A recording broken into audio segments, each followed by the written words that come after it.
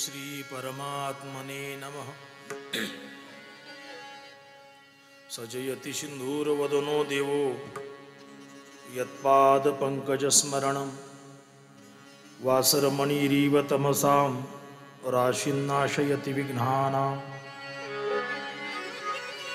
या कुंदेन्दु तुषारहार धवला या शुभ्रवस्त्रावृता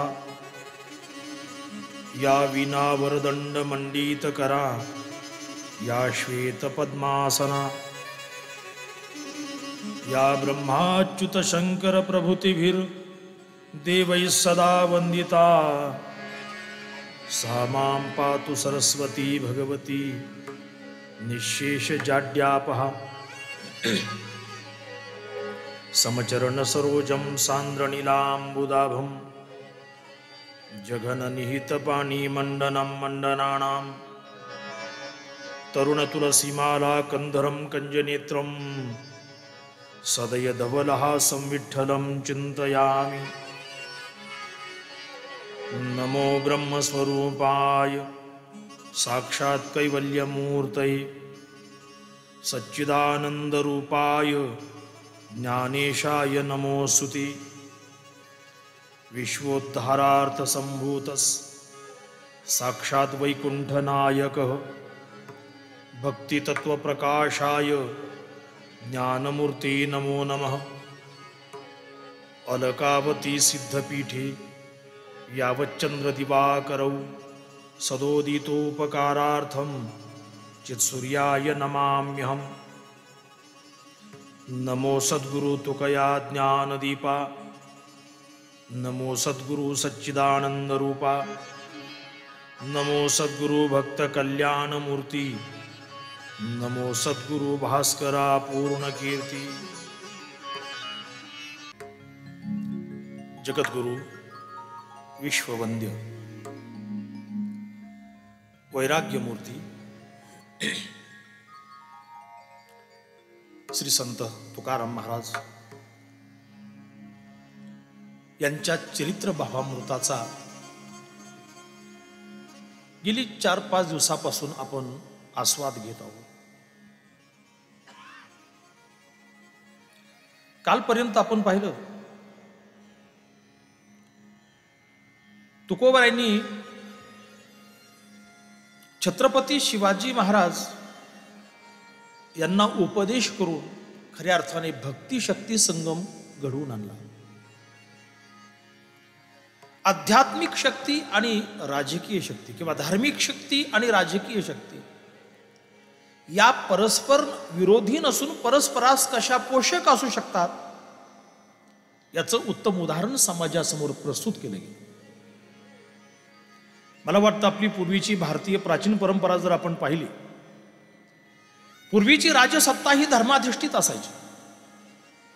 राजे महाराजे लोक तत्कालीन ऋषी मुलींना जाऊन विचारायचे की अशी अशी परिस्थिती उद्भवलेली आहे, काय निर्णय घ्यावा, काय करायला पाहिजे। आणि तत्कालीन ऋषी मुनींनी दिलेला आदेश त्यांनी तंतोतंत पाळून आपली आदर्श राजनीती समाजासमोर प्रस्तुत केलेली आहे। म्हणून राजकारण आणि धर्मसत्ता किंवा धर्मकारण याच्यामध्ये विरोध नसून याच्यामध्ये जर सुसंगती निर्माण केली तर आदर्श राष्ट्र घडविण्यास ती एक पोषक बाब ठरू शकते। ही गोष्ट जगद्गुरु तुकोबार आणि छत्रपती शिवाजी महाराज यांनी समाजासमोर सिद्ध केलेली आहे। मला तर असं वाटतं राजकारणात धर्मकारण असावं परंतु धर्मकारणात राजकारण असू नये, नाही का? बऱ्याचशा लोकांना कशात काय ठेवायचं हे कळत नाही। राजकारणामध्ये धर्मकारण असावं, त्यामुळे राजकारण ते शुद्ध होईल, निर्दोष होईल, समाज हिताचं ठरेल। परंतु धर्मकारणात जर राजकारण जर शिरलं तर मग मात्र सांगता येत नाही कुठं जाईल। एकंदरीत तुकोबारायांचं जीवन सर्व गुण संपन्न असं। नंतरच्या काळामध्ये कीर्तन भजन आणि लोकोद्धार याच्याशिवाय महाराजांनी दुसरं काही पाहिलं नाही. जसं आताच आपण अभंग ऐकला की नाही, तुका म्हणे आता उरलो उपकारा पुरता. इथून पुढचं आयुष्य तुकोबरायांनी केवळ परोपकारामध्ये, लोकोपकारामध्ये खर्च केलेलं आपल्याला दिसून येतं. महाराजांनी उत्तम प्रतीचा उपदेश लोकांना केलेला आहे. पण एक मार्मिक गोष्ट आहे बरं, उपदेश कोणी करावा, उपदेश कोणाला करावा, हे प्रकरण तसं विस्तृत चिंतनाचं आहे. परंतु तुकोबरायांनी तो अधिकार संपादित केल्यामुळे, अर्थात काल मी साक्षात्काराच्या ज्या 3 अवस्था सांगितल्या, एक आत्मसाक्षात्कार, दुसरा प्राणीमात्रामध्ये असणाऱ्या परमात्म्याचा साक्षात्कार, आणि तिसरी गोष्ट सर्व व्यापक असणाऱ्या परमात्म्याचा साक्षात्कार, ही त्रिविध अनुभूती आपल्या जीवनामध्ये घेतल्यानंतर मग महाराजांनी खऱ्या अर्थाने उपदेशावर जोर दिला. नाहीतर अलीकडे आपल्याकडे एक म्हण आहे, लोकासांगे ब्रह्मज्ञान आणि आपण कोरडा पाषाण, अशाही अवस्था बऱ्याच वेळी पाहायला मिळतात. उपदेशाची योग्यता नसताना जर एखादा उपदेशाची चेष्टा करत असेल तर ती गोष्ट समाजाकडून उपेक्षिली जाते. परंतु जगद्गुरु तुकोबरायांचा अधिकार तसा असल्यामुळे ते एखाद्या माणसाचे, एखाद्या गटाचे गुरु न ठरता ते जगद्गुरु या संज्ञेस पात्र झाले. महाराजांनी उपदेश जो केलेला आहे तो उपदेश नुसता कोरडा नव्हता. महाराज त्यांच्या शब्दामध्ये सांगतात, तुका म्हणे चाखुनी सांगी मज अनुभव आहे अंगी. आम्ही जे सांगतोय ते स्वानुभूतीवर आधारित असं सांगतोय. त्यामुळं त्या सांगण्यामध्ये एक विशेष दम होता. उपदेश करत असताना कोणाला उपदेश करायचा? कोणालाही उपदेश करायचा नाही. तर कधी कधी असे अतिरेकी उपदेशक असतात, जो भेटेल त्याला लगेच थांब मी सांगतो काय ऐक, त्याची इच्छा असो अथवा नसो. आता याचा सन्मान राखण्यासाठी तो 1-2-4 मिनिट ऐकून घेतो, मला पुढे जाय जरा गडबड आहे, आपण नंतर भेटू, अशी अपेक्षा केली जाते. परंतु महाराजांनी समोरच्या लोकांची योग्यता, त्यांची आवश्यकता या सर्व गोष्टी ध्यानात घेऊन अधिकार तैसा करू उपदेश साहे ओझे त्यास तिची देऊ किंवा तैसी देऊ. महाराज सांगतात, ज्याचा जसा अधिकार असेल, जशी योग्यता असेल, जशी पात्रता असेल तसा अधिकार आम्ही करतो. ज्ञानोबांनी ज्ञानेश्वरीमध्ये अतिशय सुंदर उदाहरण दिलं. ज्ञानोबा सांगतात, एखादं नवजात बालक असेल 1-2 महिन्याचं आणि त्याचा बाप पहिलवान होता. त्याने ठरवलं, म्हटले आपल्या मुलाला पैलवान करायचं. मग पैलवान करायचं म्हटल्यावर मग आतापासून खुराक सुरू केला पाहिजे ना. किती महिन्याच्या? 1-2 महिन्याच्या मुलाला. मग त्याने बदाम, पिस्ते, काजू वगैरे असे काही मजबूत जे पदार्थ आहेत ते त्या लहान मुलाला खायला द्यायला सुरुवात केली. आता मला सांगा, ज्ञानोबराय वर्णन करतात, जे सायाशे स्तन्य सेवी ते पक्वान्य केवी जीवी, म्हणून बाळका जैशीने दावी धनुधरा. जे महत् प्रयासाने स्तनपान करतंय त्याला ज्याप्रमाणे उत्तम पक्वान्न किंवा असं अन्न देता येत नाही, तसं कर्मी जया अयोग्यता तया प्रती नैष्कर्म्यता प्रकटाविना खेळता आदी करून. तसं कर्माचरण करण्यामध्ये ज्यांची अयोग्यता आहे, अपात्रता आहे, त्यांच्या समोर जर तुम्ही नैष्कर्म सिद्धीम परमाम संन्यासेना अधिगच्छति अशा मोठ्या मोठ्या गप्पा मारायला सुरुवात केली तर निश्चितच गजावरी मुंगीवरी भार गजाचे पालन असं घातल्यासारखं होईल. तुकोबराय ते उदाहरण देतात. मुंगीचा जीव किती आहे, तिच्यावर जर आपण हत्तीला नाही का जे ओझं देतो ते जर त्या मुंगीवर घातलं तर मुंगी जिवंत राहील का? नाही राहू शकत. मुंगीची योग्यता वेगळी, हत्तीची योग्य. म्हणून महाराज सांगतात की जसा एखादा शिकारी असतो, त्या शिकाऱ्याकडे अनेक प्रकारची शस्त्र असतात.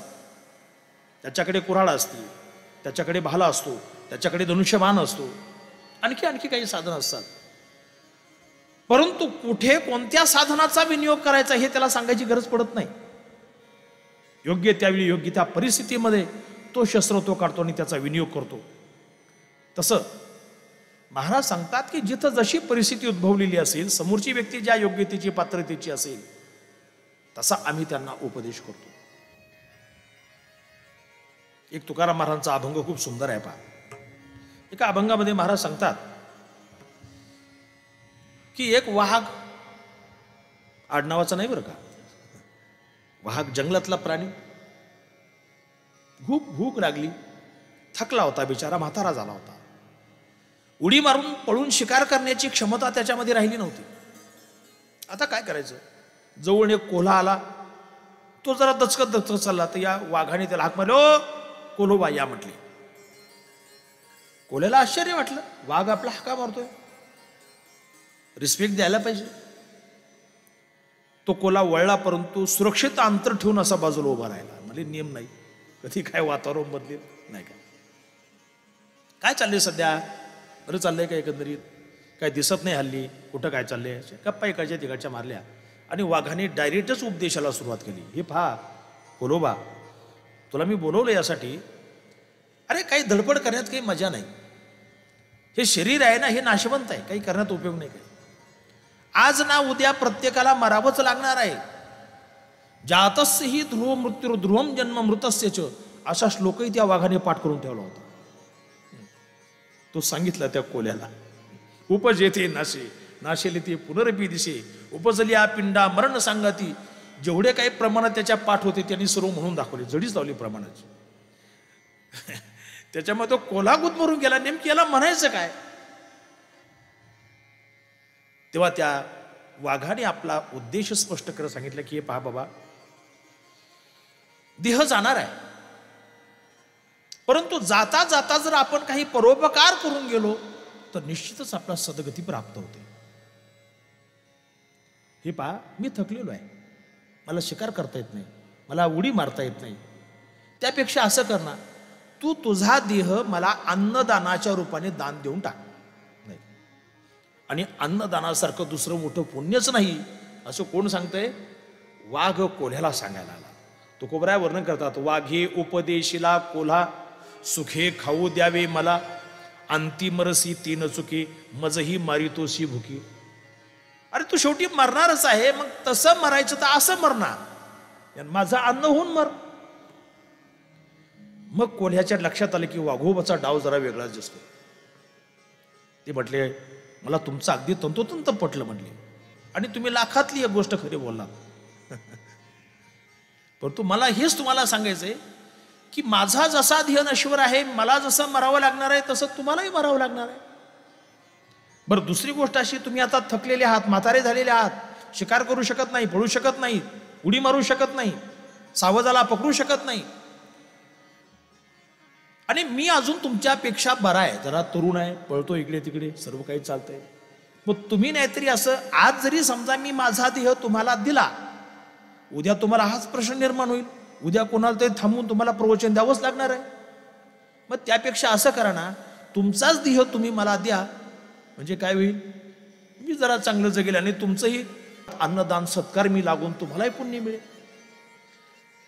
त्या अभंगाची शेवटी तुकोबराय म्हणतात, गाठ पडली ठका ठका, त्याचे वर्म जाणे तुका. खूप सुंदर अभंग आहे महाराजांचा. म्हणजे उपदेश करताना कुठल्या पद्धतीने, कुठल्या उदाहरणाने समोरच्याला उपदेश करावा याची क्लुप्ती तुकोबरायांना चांगल्या प्रकारे अवगत होते. अनेकांना उपदेश महाराजांनी केलेला आहे. साधकांना उपदेश केला. साधकाची दशा उदास असावी, उपाधीन असावी, अंतर्बाह्य लोलुप्यते काय निद्रिती जिनावे, भोजन करावे, परिमिते का अपरिमिते, परिमिते, एकांती लोकांती श्रियांसी भाषण प्राण गेल्या जाण बोलू नये. तुका म्हणे ऐशा साधनी जोर आहे. साधकाला उपदेश केला. मला वाटतं एका व्यापाऱ्यालाही तुकोबारायांनी उपदेश केला. तुका म्हणे लाभ होय तो व्यापार करा, काय फार शिकवावे. ज्याच्यामध्ये लाभ होईल अर्थात नफा होईल असा व्यापार करा. लाखाचे 12,000 होतील असं करू नका. संसारिकांना सुद्धा उपदेश केला. जोडून या धन उत्तम व्यवहारे, उदास विचारे वेच करी, उत्तमची गती तो एक पावेल, उत्तम भोगील जीवखाणी. मला वाटतं तुकोबरायांचा उपदेश जरी आता या वर्तमान काळामध्ये सर्वांनी अंगीकारला तर निश्चित सर्वांचं जीवन सुधारेल, याच्यामध्ये शंका नाही. आता बघा ना, जोडून या धन उत्तम व्यवहारे उदास विचारे वेच करे.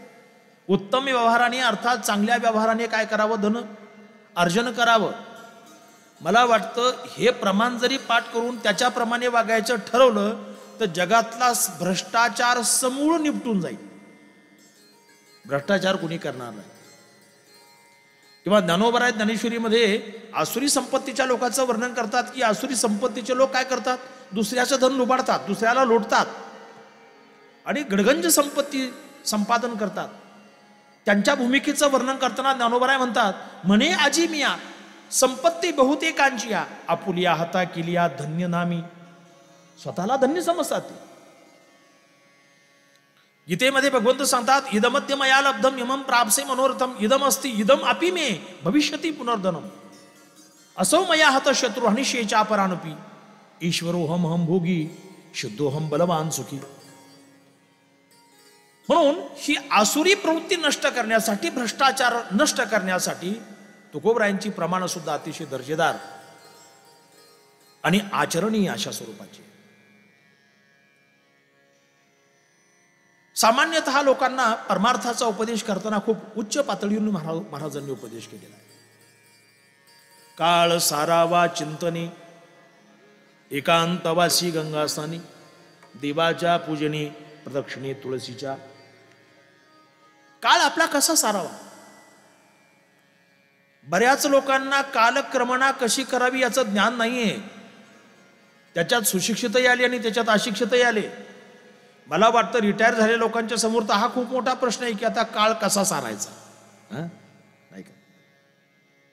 आणि मग त्यांचे ज्येष्ठ नागरिकांचे क्लब असतात. शहरामध्ये क्लब असतात आणि खेड्यामध्ये टोळ्या असतात. हा फरक आहे.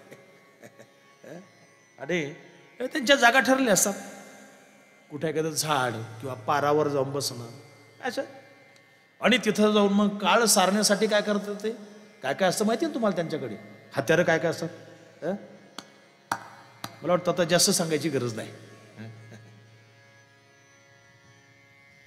हे काळ सारत असताना त्यांच्या समोर घरचा मुलगा जरी येऊन उभा राहिला, ओ चला जेवायला चला, थांब थांब एवढा डाव होऊ दे मग जेवण्याचं बघू, एवढे तन्मय होतात. महाराज सांगतात त्याच्यामध्ये व्यर्थ काळ घालवू नका. भगवत चिंतनामध्ये काळ घालवा. काळ सारावा चिंतनी एकांतवासी गंगा स्नानी देवाच्या पूजनी प्रदक्षिणा तुळशीच्या. खूप सुंदर अभंग आहे. मला असं वाटतं तुकोबरायांचे अभंग जे आहेत ते अनेकांना उपदेश म्हणून ते तयार झालेले आहेत. जसं आपण रेडीमेडच्या कपड्याच्या दुकानामध्ये गेल्यानंतर अनेक प्रकारचे कपडे तिथं तयार असतात. ते काय कोणाचे माप घेऊन तयार केलेले नसतात, परंतु ते बऱ्याच लोकांना अगदी तंतोतंत फिट बसतात की नाही, कोणाचं माप घेतलेलं नसतं. तसं तुकोबरायांचे अभंग सुद्धा आहेत. वाचत असताना कळेल की हा अभंग याला बरा वाटतो बरं का जरा, असं आहे. हे तुकोबरायांच्या अभंगाचं वैशिष्ट्य आहे. म्हणून हे जर स्वतंत्र प्रकरण जर आपण पाहायला लागलो तर मला वाटतं एका दिवसाच्या सत्रामध्ये याचं संपूर्ण चिंतन आपला मांडता येणार नाही. स्वतंत्र चिंतनाचा हा मोठा विषय आहे. अनेकांना महाराजांनी उपदेश केलेला आहे.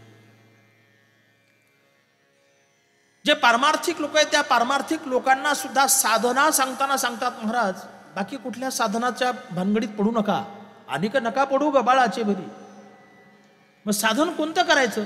एकच साधन असं करा. कोणतं करा? नाम संकीर्तन साधन पै सोपे जळतील पापी जन्मांतरीचे लगती सायास जावे वनांतरा सुखी येतो घरा नारायण. नामसंकीर्तन हे जे साधन आहे हे अतिशय स्वतंत्र आणि स्वावलंबी साधन आहे. उत्तर प्रदेशामध्ये गीता प्रेस गोरखपूर तिथं ज्यांनी गीतेवर बरंचसं खूप मोठं विस्तृत चिंतन केलेले रामसुखदासजी महात्मा होऊन गेले. तर रामसुखदासजींनी गीतेवर जे काही लिखाण केलेलं आहे त्या लिखाणाबद्दल ते सांगतात की मी प्रत्येक श्लोकाच्या प्रत्येक अक्षराचा 700 वेळा विचार केलेला आहे. किती वेळा? 700 वेळा. गीतेचे श्लोक किती आहेत? 700 श्लोक आहेत गीतेचे. गीतेच्या 700 श्लोकातील प्रत्येक शब्दाचा, पदाचा 700 वेळा विचार केला आहे. अहम मी सर्व यज्ञानाम भोक्ताच प्रभुरेवच. अहम शब्द का आला? 700 वेळा विचार. सर्व यज्ञानाम, सर्व हे विशेषण का आलं? 700 वेळा विचार. यज्ञानाम हे षष्टीचं रूप का आलं? 700 वेळा विचार. आणि त्यातून साधक संजीवनी, गीता दर्पण सारखे मोठे ग्रंथ निर्माण झाले.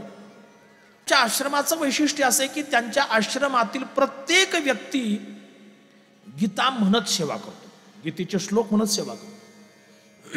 झाडू मारणारा असेल तर गीतेचे श्लोक म्हणत करतो. स्वयंपाक करणारे असतील, स्त्रिया असतील, गीतेचे श्लोक म्हणत स्वयंपाक करतात. त्यांच्या गीता ही उलट सुलट पाठ आहे, लक्षात ठेवा. पहिल्या अध्यायापासून यथाक्रमी शेवटपर्यंत यायचं आणि तिकडून उलट्या क्रमाने पुन्हा म्हणत यायचं. हे आपल्याला नाही जमणार अजून. मग ज्या गीता चिंतनामध्ये अन्न तयार झालेलं आहे त्या चिंतनातून 700 वेळा गीतेवर विचार करण्याची बुद्धी होणार आहे. तर काय होणार आहे? यादृशम भक्षेत अन्नम तादृशी जायते मती, असा शास्त्राचा निर्णय आहे. जसं आपण अन्न खातो तसं त्या ठिकाणी आपली बुद्धी होत असते. म्हणून तुकोबरांनी सुद्धा सांगितलंय की बाबानो, दुसरं तिसरं काही करण्यापेक्षा नामसंकीर्तन हे साधन चांगलं आहे. एखादा ड्रायव्हर असेल, ड्रायव्हिंग करता करता तोंडाला तर काही काम नसतं, देवाचं नाव घ्यायचं. एखादा टेलर आहे, तोंडाला काही काम नसतं, हातापायला काम आहे, देवाचं नाव घ्यायचं. एखादा शेतकरी आहे, शेतामध्ये काम करतोय, देवाचं नाव घ्यायचं. म्हणून महाराज सांगतात, कामामध्ये काम, काही म्हणा राम राम, जाईल भवश्रम, सुख होईल दुःखाची. एकंदरीत नाम साधना ही सर्वांसाठी सुलभ आहे. म्हणून सर्वांनी त्या साधनेचा अंगीकार करावा आणि जीवनातील दुःख, त्याची तीव्रता कमी करावी, असा महत्वाचा संदेश तुकोबरांनी दिलेला आहे. परंतु ही नामसाधना कोणती करायची, त्याचा खुलासा त्याच अभंगात पुढे करतात. राम कृष्ण हरी विठ्ठल केशवा, मंत्र हा जपावा सर्व काळ, यावी न अनिक असतापै साधन, वाहतसे आन विठोबाचे. तुकोबराय वारकरी संप्रदायाचा महामंत्र सांगतात, राम कृष्ण हरी विठ्ठल केशवा हा मंत्र सदा सर्व काळ जपावा. आमच्या वारकरी संप्रदायाचा हा महामंत्र आहे. ज्ञानोबरांनी सुद्धा हरिपाठामध्ये जी नामसाधना सांगितली, त्या नामसाधनेमध्ये याच नामाचा उल्लेख केलेला आहे. एक तत्वनाम दृढधरी म्हणा, हरीशी करुणा येईल तुझी, ते नाम सोपे रे राम कृष्ण गोविंद, वाचीशी सद्गत जपी आधी. दुसरं नाम सांगितलं नाही. ज्ञानेश्वरीमध्ये सुद्धा कृष्ण विष्णू हरी गोविंद या नामाचे निखिल प्रबंध, माझी आत्मचर्चा विशद उदंड गाती. अर्थात ज्ञानोबरांनी जो मंत्र सांगितला त्याच मंत्राचा पुनरुच्चार आमच्या सर्व वारकरी संतांनी, भागवत धर्मीय संतांनी केला. ही गोष्ट महत्वाची आहे. म्हणून तुकोबरा इथं मार्मिकतेने सांगतात की हाच मंत्र सर्वथा सर्व काळ जपावा, याच्यापेक्षा दुसरं साधन नाही, असं भगवंताची शपथ घेऊन सांगतात. यावी नानिक असतापै साधन, बहातसे आन विठोबाची. जगतोद्धारासाठी आलेल्या या निष्काम महापुरुषास भगवंताची शपथ घेण्याचं काय प्रयोजन आहे, असा कदाचित प्रश्न निर्माण होऊ शकतो. काही काही लोक शपथ घेतात की नाही, काही किरकोळ काम असतं तरी शपथ घेतात. मला वाटतं काही काही लोकांच्या जीवनात शपथ ही एक फॅशनच झालेली आहे. त्यातल्या त्यात बाजाराच्या लोकांचा तर विषयच वेगळा आहे. जनावरांच्या बाजारात जाऊन पहा तुम्ही. आम्ही नाही गेलो, परंतु कानावर येतं म्हणून सांगावं लागतं. पदोपदी शपथ घेणारी माणसं आहेत. याहीपेक्षा पुढे कोर्टात तर शपथ घेऊन सांगतात की मी खरं बोलेल, खोटं बोलणार आहे, आणि खोटं बोलतात. शपथ घेऊन खोटं बोलतात. काय उपयोग आहे त्याला? इथं तुकोबराय सांगतात की यापेक्षा अन्य साधन नाही, हे मी शपथपूर्वक सांगतो. हे तुकोबरायांना त्या काळामध्ये शपथपूर्वक का सांगण्याची वेळ आली असावी, त्याचं कारण मला आज जाणवायला लागलंय. कधी कधी काही काही लोक आहेत आपल्या वारकरी संप्रदायाचं मिळून मिसळून राहतात लोक, परंतु त्यांचा अंतर्गत गट वेगळा आहे. ते सांगतात की तुमच्याकडे खरा मंत्र नाहीच आहे. रामकृष्ण हरी हा कुठला मंत्र आहे म्हटलं? खरा मंत्र आमच्याकडे, तो मंत्र आम्ही तुम्हाला देतो, तुम्हाला दीक्षा देतो, आणि मग बघा तुम्हाला कसा आनंद होतो, कसा ब्रह्मानंद होतो, असं ते सांगतात आणि कानामध्ये तो मंत्र सांगतात. परंतु तुकोबरायांनी या सर्व गोष्टीचं अगोदरच खंडन केलेलं आहे. महाराज वर्णन करतात, नेने फुंको कान नाही एकांतीचे ज्ञान. कानामध्ये मंत्र सांगणारे असे आम्ही नाही आहेत. आमचा मंत्र हा उघडा मंत्र आहे. उघडा मंत्र जाणा, रामकृष्ण हरी म्हणा. हे वारकरी संप्रदायाचं वैभव आहे महाराज. गुरु शिष्य परंपरा ही तर तुकोबरायांना आवडणारीच नाहीये. पहिली गोष्ट, महाराज एका ठिकाणी वर्णन करतात, गुरु शिष्यपण हे तो अधम लक्षण. भूती नारायण खरा, आप तैसाची दुसरा. अधम लक्षण म्हणतात. अधम शब्दाचा अर्थ त्याला क्वालिटीच ठेवली नाही काय. आणि म्हणून गुरु शिष्य परंपरेचा निराकरण करताना महाराज सांगतात, मेघवृष्टीने करावा उपदेश, परी गुरुने न करावा शिष्य, वाटाला भेत्यास केल्या अर्धकर्माचा. महाराज या गोष्टीच्या वेगळ्या आहेत. म्हणून आपला जो वारकरी संप्रदायाचा महामंत्र आहे रामकृष्ण हरी. मित्र असं सांगेल, जर कोणी तुम्हाला असं म्हटलं ना की आमचा मंत्र घ्या ना आमच्याकडे आणि तुम्हाला देव दाखवतो, तुम्हाला साक्षात्कार करून देतो, त्याला सरळ सांगावं की तुझा मंत्र तुला लगलाप आहे. आम्ही ज्ञानोबर आहे, तुकोबरायांची वारकरी आहोत. आम्ही या प्रलोभनाला बळी पडणारे नाहीयेत. आम्हाला मोक्षही नको आणि मुक्ती नको, उद्धार नको, आम्हाला पाहिजे भक्ती. हे तुकोबरायांचं सिद्धांत आहे. खरं तर मोक्षासाठी भक्ती करणं हे तुकोबरायांना मान्य नाहीये. महाराज एके ठिकाणी वर्णन करतात, भय नाही जन्म घेता, मोक्ष सुखा हनो लाथा, तुका म्हणे सत्ता करू निकट सेवेची. आम्हाला जन्म घेताना भीती वाटत नाही. अरे तुमचं मोक्ष सुख जे आहे त्याला आम्ही लाथाने उडवून देऊ. काय कुठं राहिलं मोक्षाचं? अर्थात भक्तीला महत्व देणारे तुकोबराय भक्ती पुढे, भक्तीच्या आनंदापुढे या सर्व गोष्टींना तुच्छ लेखतात. नको ब्रह्मज्ञान, आत्मस्थिती भाव, मी भक्त तू देव ऐशे करी. दावी रूप मज गोपिका रमणा, ठेवू दे चरणावरी माथा. एकंदरीत तुकोबरायांचं तत्वज्ञान पाहिलं, त्यांचा उपदेश जरी पाहिला, तर महाराजांना मुक्तीपेक्षा भक्ती ही अधिक जवळची वाटते.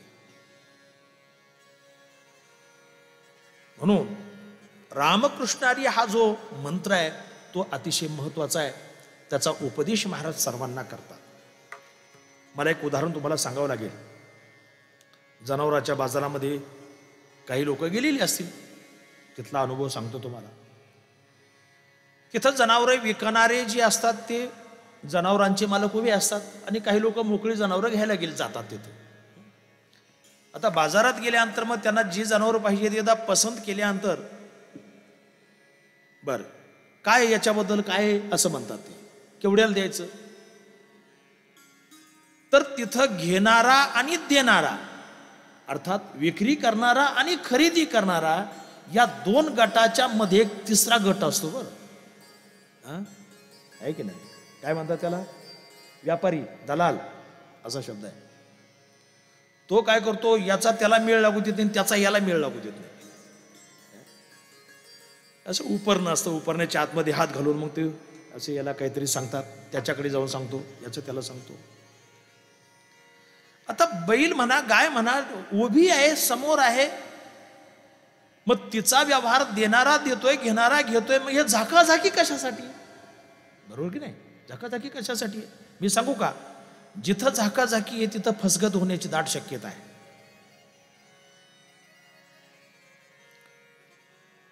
तसं जिथं मंत्र कानात सांगायची पद्धती ना, तिथं फसगत होण्याची दाट शक्यता आहे. कानातल्या मंत्राला मानू नका. आमच्या वारकरी संप्रदायामध्ये रामकृष्ण हरी हा जो उघडा मंत्र आहे त्याचा स्वीकार करा. किंवा याहीपेक्षा मी पुढे जाऊन सांगेल, ज्याच्याकडे रामकृष्ण हरी मंत्र आहे त्यालाच वारकरी म्हणा. महाराज त्या महामंत्राचा उपदेश सर्वांना करतात. आणखी बरेचसे अभंग महाराजांचे. धर्माचे पाळन करणे पाखांड खंडन, हेची आम्हा करणे काम, बीज वाढवावी नाम. तीक्ष्ण उत्तरे हाती घेऊनी बाण फिरे, नाही भिडभार तुका म्हणे साना थोर. धर्माचं पालन करणं हेच आमचं काम आहे, याच्यासाठीच आम्ही इथं आलेलो आहोत. धर्माचं पालन करत असताना त्याचा अविभाज्य भाग आहे तो म्हणजे पाखंडाचं खंडन करणं. पाखंड शब्दाचा अर्थ काय? पाखंड. आता कधी कधी लोक असे भेटतात पारमार्थिकांना, का हो गळ्यात माळ घातली किती वर्ष झाली? माणसं प्रामाणिकपणे सांगतात, बाबा 10 झाली, 15 वर्ष झाली. वाऱ्या किती केल्या? एवढ्या एवढ्या केल्या. देव भेटला का? म्हणजे नाही भेटला अजून. मग काय उपयोग आहे? नाही का सर्वांवर पाणी सोडून द्यायला मोकळे असत. एवढा परमार्थ केला, एवढे पाय शिजवले, अमकं केलं तमकं केलं, तरी अजून देव भेटला नाही, देव कळला नाही. अरे उलट सुलट बोलायला लागतात ते सर्वसामान्य माणसं. तार्किक युक्तिवाद करण्याची त्यांच्यामध्ये क्षमता नसल्यामुळे ते म्हणतात, कुठे या नास्तिक लोकांच्या नादी लागतात, पाखंडी लोकांच्या नादी लागतात, जाऊ द्या पाखंडी असं म्हणतात ते. परंतु पाखंड शब्दाचा अर्थ शास्त्रीय पद्धतीने, पारिभाषिक पद्धतीने जर आपण पाहिला, पा शब्देन त्रयी धर्म पारक्षण इति स्मृते, तम खंडयन्ति ये तर्कैहि ते पाखंडा इति स्मृता. पा शब्देन त्रयी धर्म. पा शब्दाचा अर्थ होतो 3 वेद आणि वैदिक सिद्धांत. पारक्षण इति स्मृते. पा शब्दाचा आणखी एक असा अर्थ आहे की त्या त्रयी धर्म आणि त्या वैदिक सिद्धांताचं रक्षण करणं, आणि त्याचं जे तर्काने खंडन करतात त्यांना पाखंडी असं म्हणायचं. आता पाखंडी लोकांचं खंडन करण्यासाठी आपल्याकडे तेवढी ताकद पाहिजे की नाही? म्हणूनच तुकोबराय सांगतात, वेदाचा तो अर्थ आम्हाशीच ठावा.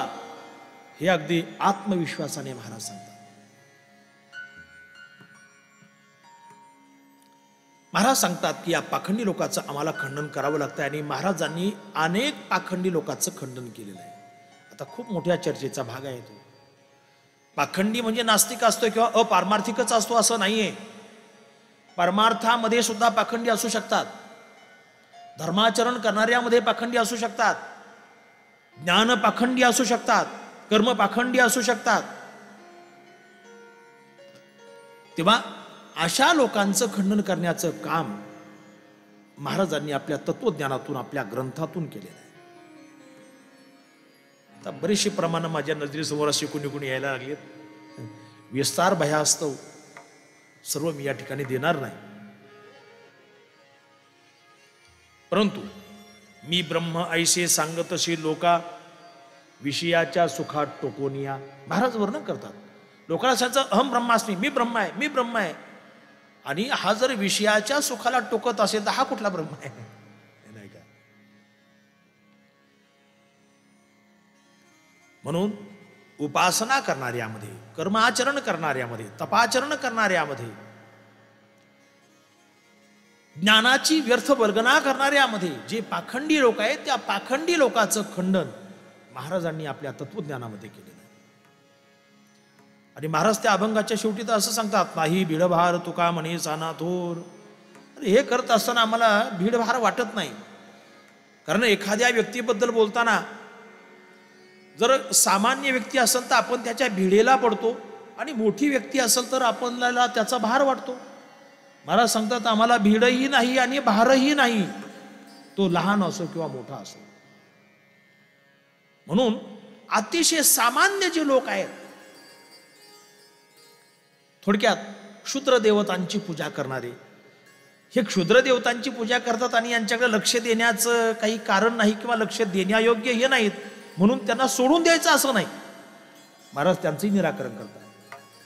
इंद्री सिंद्री दैवते कोणती पूजिती भूते खेते, आपुलिया पोटा रडती मागती शिते अवदान. आपुले इच्छे आणि का पिढी काय देईल ती बराडी. महाराज वर्णन करतात.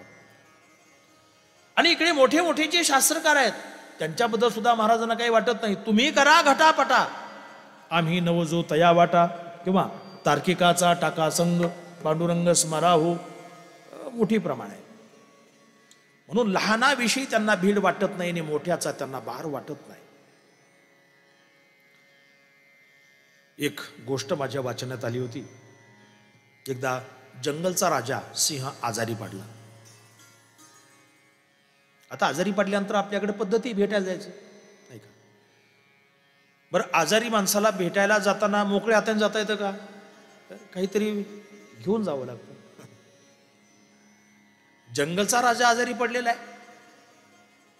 सकाळी 8च्या नंतर भेटायला बरा वेळ असेल असं समजून जंगलातले जे प्राणी आहेत, मग जिथं कुठं काही फळं कंदमुळं काय जे जे भेटेल ते आपले बरोबर घेऊन भेटायला जायला लागले.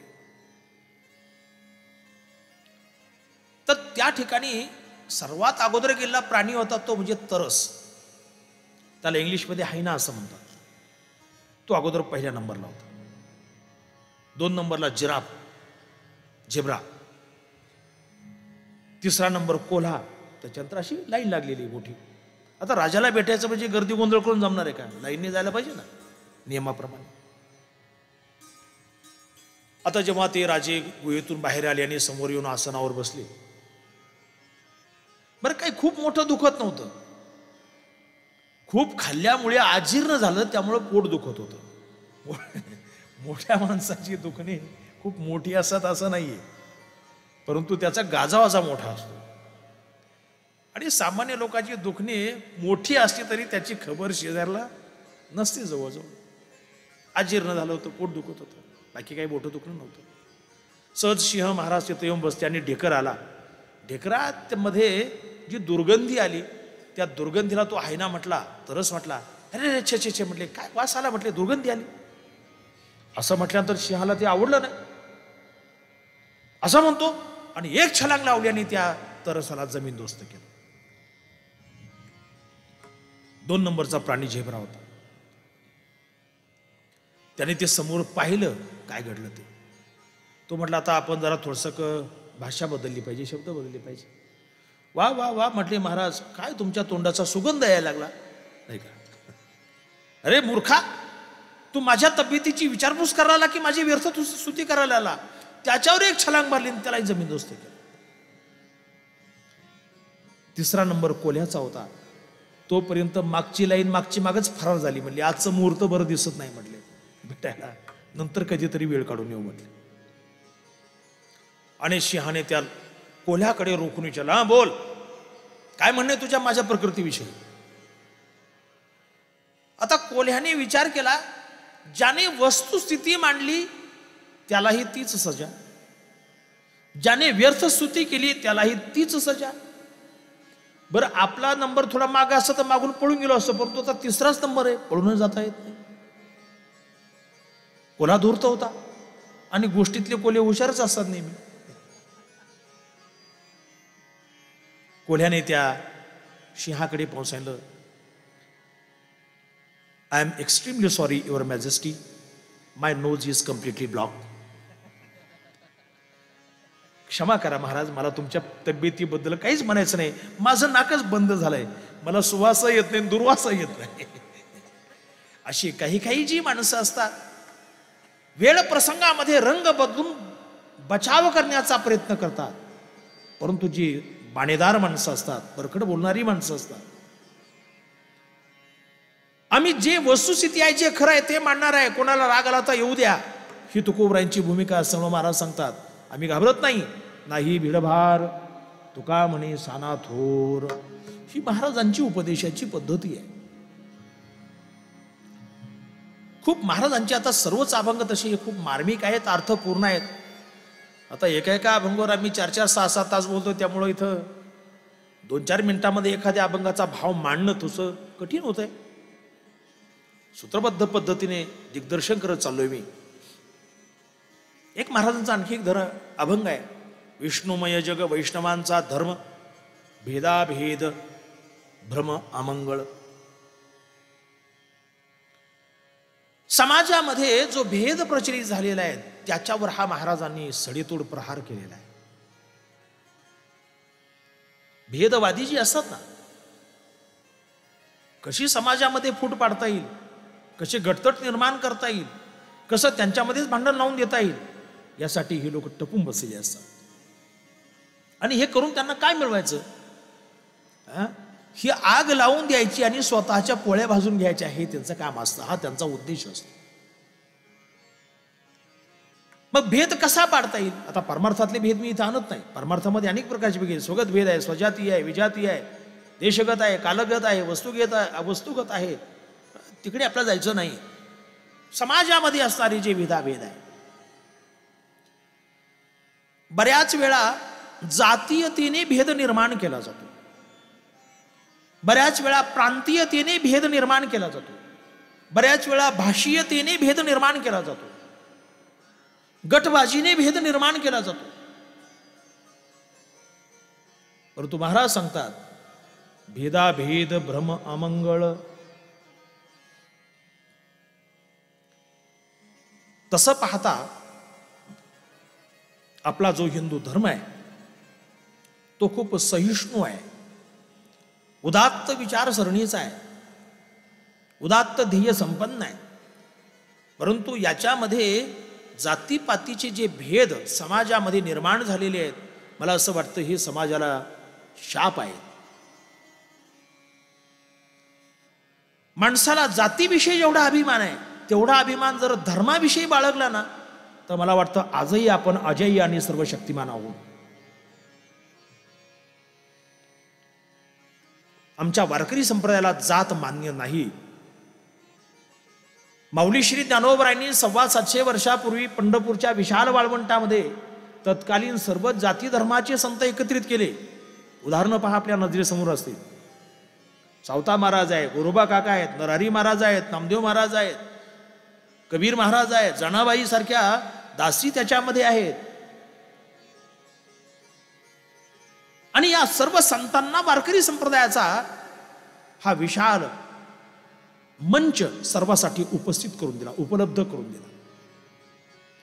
आणि या वारकरी संप्रदायाच्या ध्वजाखाली कुठल्याही प्रकारचा भेद नाही, ही सर्वात आधी गोष्ट आमच्या वारकरी संतांनी ज्ञानोबरांनी चंद्रभागेच्या त्या विशाल वाळवंटामध्ये सर्वांसमोर मांडली.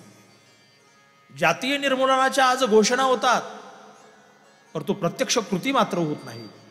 परंतु ज्ञानोबरांनी प्रत्यक्ष कृतीच्या माध्यमातून सकळासी येथे आहे अधिकार, ही गोष्ट सर्वांना दाखवून दिली. आणि तीच गोष्ट त्या परिवारातील सर्वच संत मंडळींनी समाजासमोर आदर्शभूत ठेवलेली आहे. इथं कमी जास्तपणा नाही, न्यूनाधिकता नाही, सर्व समान आहेत. म्हणून ज्ञानोबरांनी ज्ञानेश्वरीमध्ये एक मार्मिक उदाहरण दिलं. ज्ञानोबराय सांगतात, लाकडं आहेत ना, लाकडं कधी आपल्या समोर चंदनाचे लाकडं असतात, कधी लिंबाचे असतात, कधी बाबळीचे असतात, कधी खैराचे असतात. आपण जोपर्यंत वर लाकूड आहे तोपर्यंत सांगतो की हे चंदनाचं लाकूड आहे, हे खैराचं आहे, हे बाबळीचं आहे, हे लिंबाचं आहे. परंतु ही लाकडाची जी प्रतवारी किंवा लाकडामधील जो भेद आहे तो कुठपर्यंत आहे? जोपर्यंत ते अग्नीमध्ये जात नाही तोपर्यंत. जोपर्यंत वर आहे तोपर्यंत भेद आहे, अग्नीमध्ये गेले की भेद संपला. ज्ञानोबराय वर्णन करतात, खैर चंदन काष्टे हे विवंचना तवची घटे, जवन घापती एकवटे अग्नी माझी. तैशे क्षत्रिय वैश्य स्त्रिया का शूद्र अंत्यजाती इया, या जाती तवची वेगळालिया जव न पवती माते. महत्वाचा सिद्धांत ज्ञानोबराय सांगतात. जातीगत भेद हा तोपर्यंत आहे जोपर्यंत माझ्यामध्ये ते प्रविष्ट होत नाहीत. माझ्यामध्ये प्रविष्ट झाले की हे भेद संपले. मला असं वाटतं हा भेद जो निर्माण करील, समजायचं की हा अजून अलीकडेच आहे, आत उतरलेला नाही. दुसरी गोष्ट, प्रांतीयता. हा कोकणातला, तो विदर्भातला, तो खानदेशमधला, हा मराठवाड्यातला, हा पश्चिम महाराष्ट्रातला, नाही का? आणि मग तसं तसं लोक काय करतात, संघटन करतात. परंतु आपण इकडचे तिकडचे नाही, आपण एकाच पृथ्वीवरचे आहोत, हे समजून घेणं गरजेचं आहे. म्हणून आमच्या ज्ञानोबरायांनी हा भेद समाप्त करण्यासाठी एक मार्मिक सिद्धांत सांगितला. हे विश्वची माझे घर, ऐसी मती जयाची स्थिर की मोहना चराचर आपण झाला. हे संपूर्ण विश्व आमचं घर आहे. त्यामुळे आता भेद राहिलेला नाही. याच्यामुळे माणसं काय करतात की एकमेकाला एकमेकापासून बाजूला करतात. तिसरी गोष्ट भाषीयता. भाषेने लोक एकमेकापासून दूर जातात किंवा वेगळे होतात, गटतट पडतात. यांची ही भाषा, त्यांची ती भाषा, यांची ही भाषा नाही का. कोकणातली कोकणी भाषा आहे, खानदेशमध्ये येईल की अहिराणी भाषा आहे. आता पूर्वीचा सिद्धांत आहे की 10 कोस गेलं की भाषा बदलते. जुना सिद्धांत आहे. बोलताना माणसं लगेच ताबडतोब ओळखतात की हा कोणत्या भागातला असला पाहिजे. त्या भागातलं वैशिष्ट्य आहे.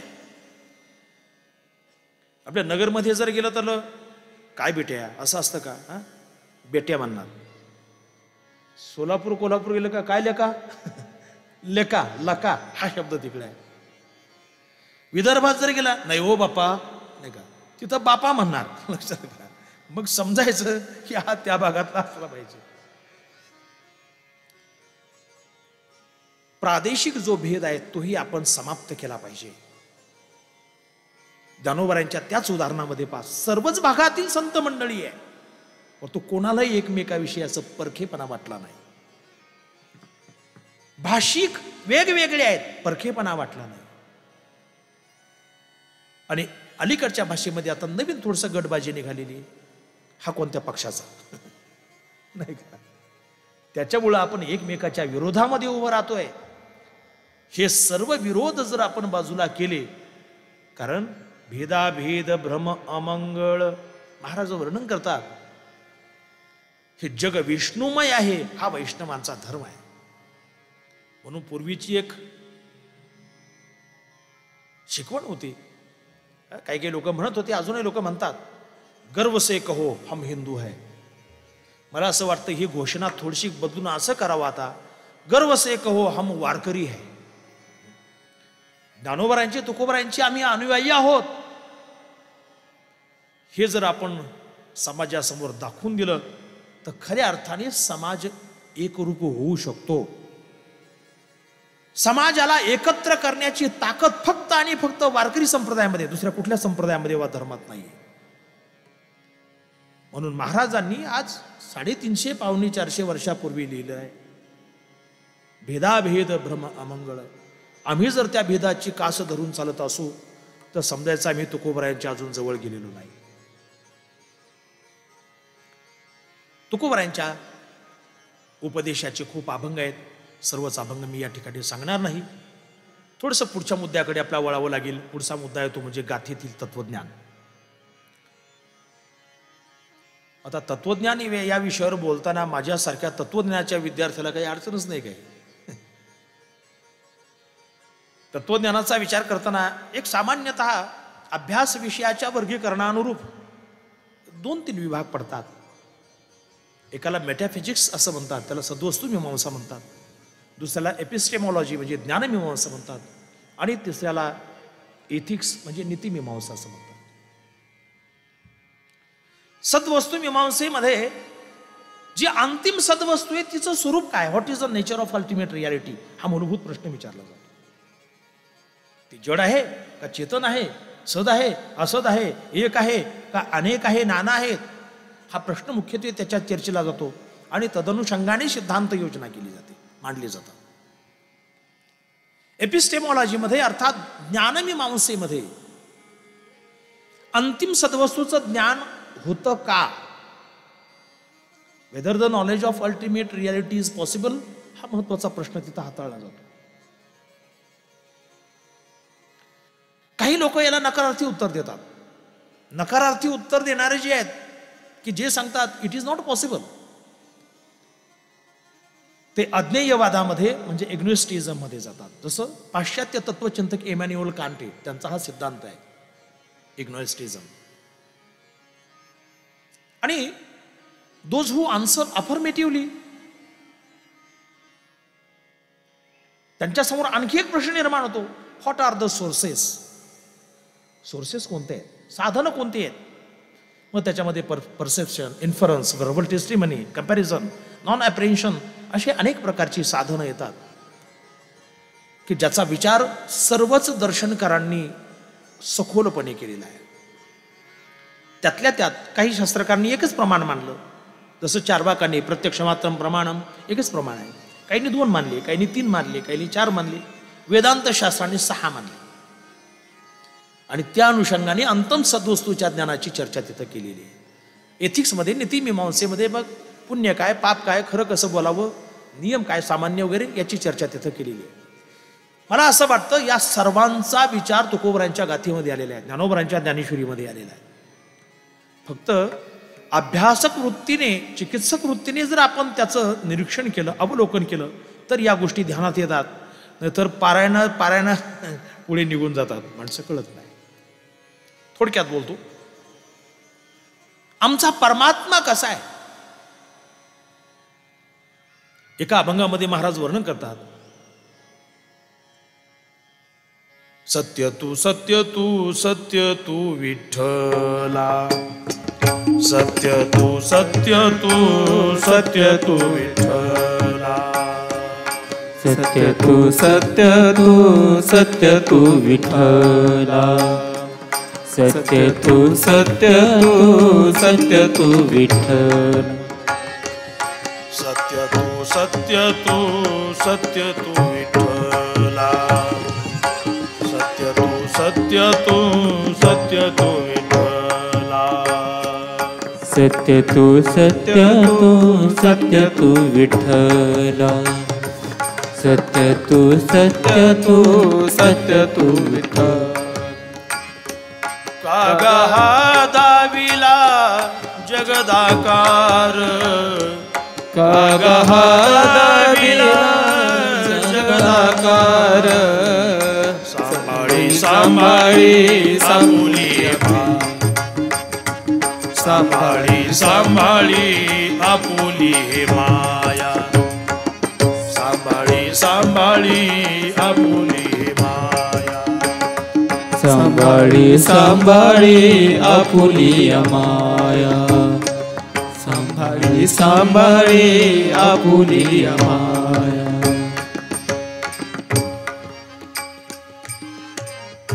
महाराज सांगतात, आमचा परमात्मा हा सत्य आहे.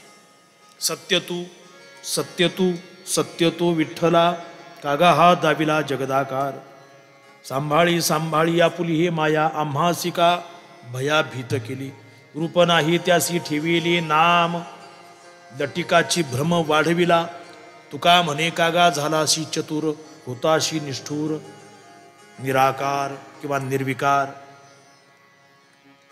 आमचा परमात्मा हा सत्य आहे म्हणून हा शब्द प्रयोग 3दा केला. सत्य तू सत्य तू सत्य तू विठ्ठला. परमात्मा हा सद्रूप आहे. सत्य शब्दाचा अर्थ आहे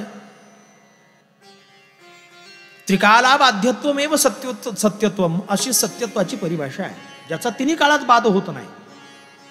अर्थात जगद उत्पत्तीच्या पूर्वी ते परमतत्व सद्रूपाने होतं, ज्याचं उपनिषदामध्ये वर्णन मिळेल. सदैव सौम्येदमग्रासीत.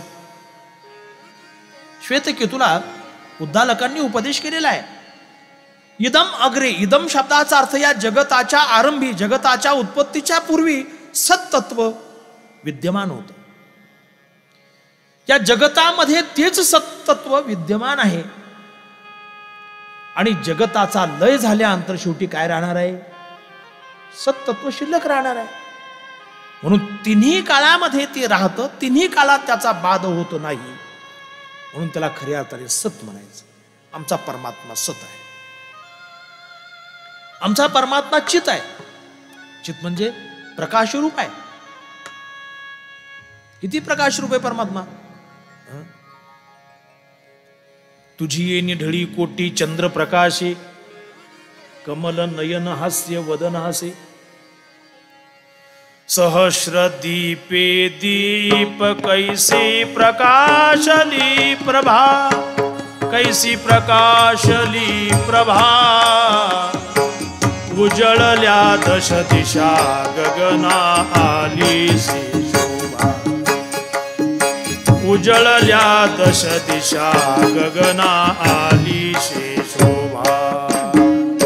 सहस्रदीपे दीपकैशी प्रकाशली प्रभा, कैसी प्रकाशली प्रभा, उजळल्या दश दिशा गगना आलीची शोभा, उजळल्या दश दिशा गगना आलीची शोभा.